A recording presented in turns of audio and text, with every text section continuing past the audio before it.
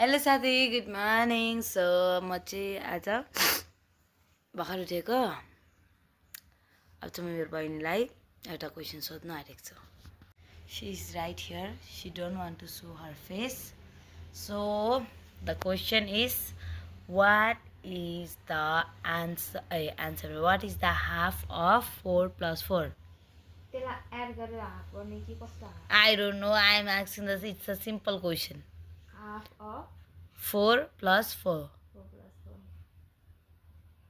Half of 4 + 4 2 + 2 कस्तो question नबुझेको हो, यसले इङ्ग्लिस बुझ्दिनँ कि क्या हो? अनि हाफ अफ 4 + 4 भनेपछि अब तैँले जसरी भनेछस् अब त्यो हाफ भनेपछि 4 को हाफ भनेको 2 प्लस को हाफ हुँदैन, प्लस भयो। अनि अर्को 4 को हाफ भनेको 2 अनि 2 + 2 हाफ अफ 4 + 4. 2 + 2 रङ। के हो? क्वेसन बिस्तारै बुझ न। अनि म्याथमा त कस्तो कस्तो के गर्नुपर्छ त, अनि ट्रिक लगाएर के गरेर कति दिमाग लाउनुपर्छ र पो आन्सर आउँछ त।